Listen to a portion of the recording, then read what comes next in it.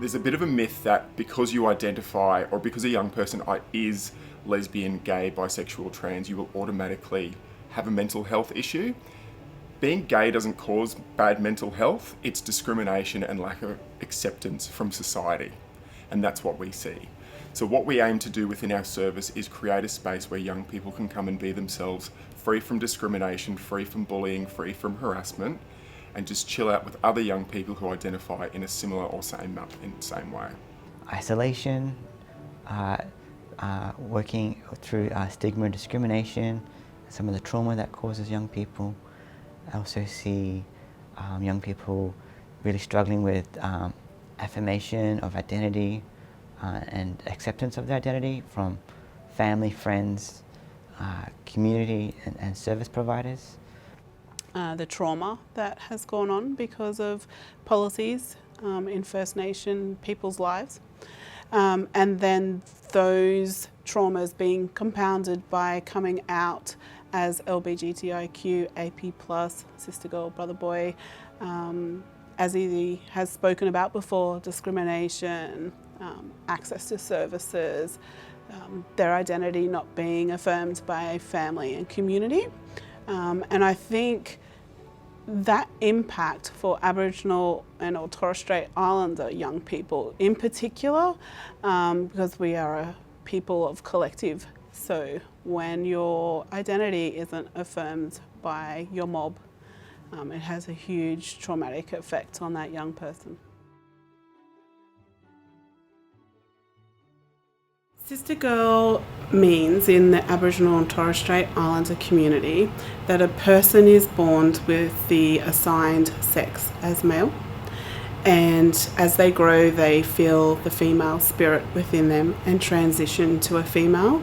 Sister girls in our communities take on all the cultural roles that a female has to fulfill within community, and brother boy is the reverse. So assigned sex female and transition to male because they feel the male spirit within them.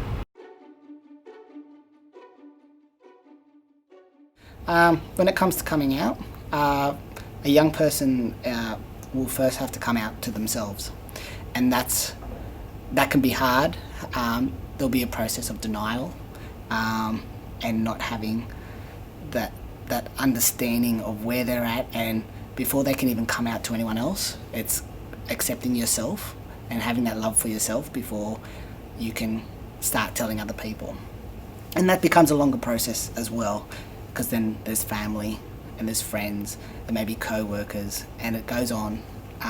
So at a young age, if when you start coming out to your family and friends, you've got that. You may be coming out with friends at school, maybe some teachers, school counsellors, that as well, and just getting through that process. So coming out just doesn't happen once and then it's done. It can be something that goes along throughout a person's childhood and adulthood. So it's not just an instance. It can happen again and again. But it's as you get older, hopefully that person will have that love and acceptance of themselves, that when each time that they do, that they are fully grounded of where they are and who they are, and having that love and acceptance, and hoping that they can get that from the person that they're telling. And it takes a lot of trust to tell another person, and hoping that trust is respected as well.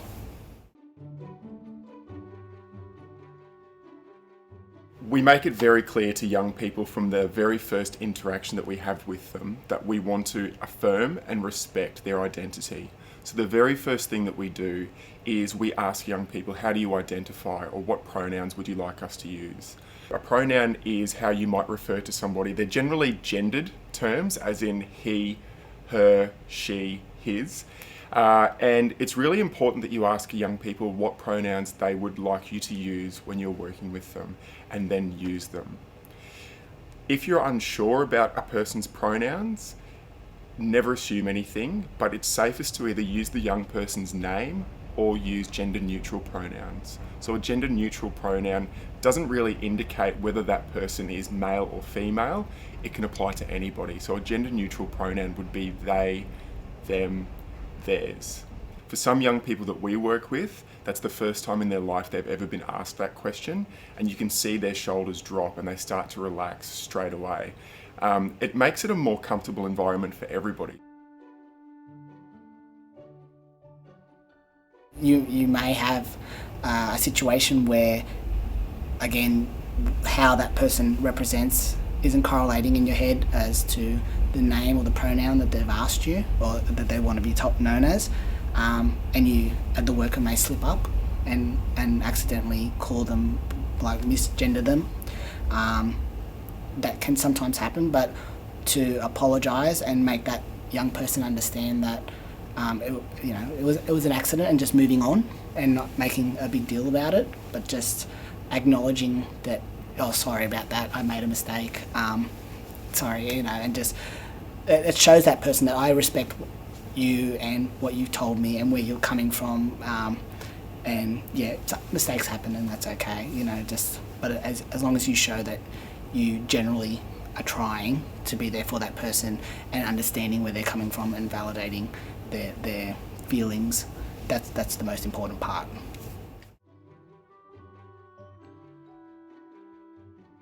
Within our cohort, there are different subgroups, and I guess probably the group that experiences the highest level of distress within our community are our gender diverse and transgender young people. So their issues can be quite varied as well. Leaving the house can be pretty problematic for them if they're quite visible, because it puts them in physical danger, and it can be quite unsafe for them. A lot of young people who identify as gender diverse that come to our service, this is the only time they leave their house within the fortnight. So walking down the street as their true gender, as their true identity, is just not an option for them. This is the only place that they can come to. For gender diverse and trans young people, school is very problematic. Uniforms at school can be very difficult. If somebody is experiencing gender dysphoria or having to wear a uniform that doesn't align with their gender identity, that can be quite problematic and lead to high levels of anxiety, depression, self-harm, suicidal thoughts. We've got young people who are going to school every day and not using a bathroom for 6 hours that they're at school because they just don't feel safe or comfortable using the bathroom of their sex assigned at birth. Understanding that everyone's at different stages of their journey. They may not have started transitioning, but they do want their pronouns respected.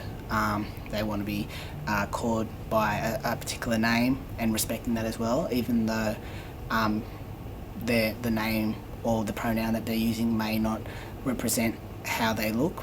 Just to not hold that judgment and having that respect for that young person, that's where they're at. Also in regards to transitioning, understanding again everyone's at their different stage in their journey, and not everyone will want to do the full transition. They will want to do where they would like to feel comfortable at, and respecting that as well. In regards to the trans community, for instance, respecting that there is a difference between gender and sexuality, and if someone comes and expresses that they are transitioning, or that they're, for instance, wanting to go from female to male, to understand that doesn't necessarily mean that they're attracted to the opposite sex. Probably the trickiest thing to communicate to parents of young gender diverse and trans young people is the difference between biological sex, gender identity, and also sexuality. And so I find that if I can communicate the differences in the simplest possible terms, it really does hit home a lot faster. So the difference is this: biological sex is realistically the plumbing, just how you were born. Your gender identity, and the difference between gender identity and a young person's sexuality is this, or anybody's gender identity and sexuality. My gender identity is who I go to bed as at night, who I feel like I am inside. And my sexuality is who I go to bed with. That's the simplest possible way I could explain it. We often get young people's parents coming in and saying, okay, well, Chris was born male, wants to transition to being female, but then has a female partner. Why didn't Chris just stay male? It doesn't work like that. When it comes to working with families, wherever there is cooperation, it is my advice to get the families involved in the program or in the casework from the very beginning.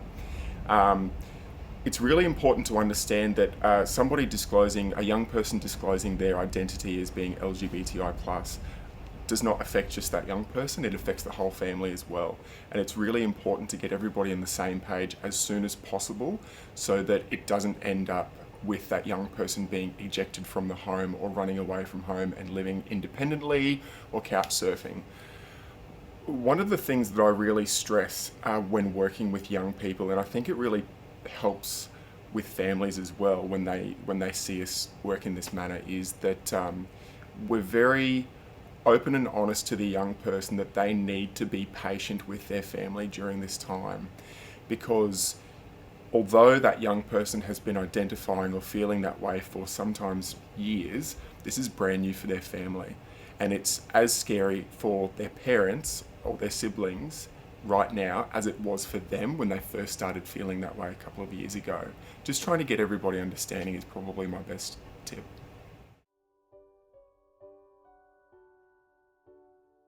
I would definitely start with training and workshops. I think that's really important, just making sure that everyone's on the same page around things like pronouns, gender, sexuality, transitioning, just so that everyone has a comfortability and a sensitivity around using things like pronouns and that sort of thing.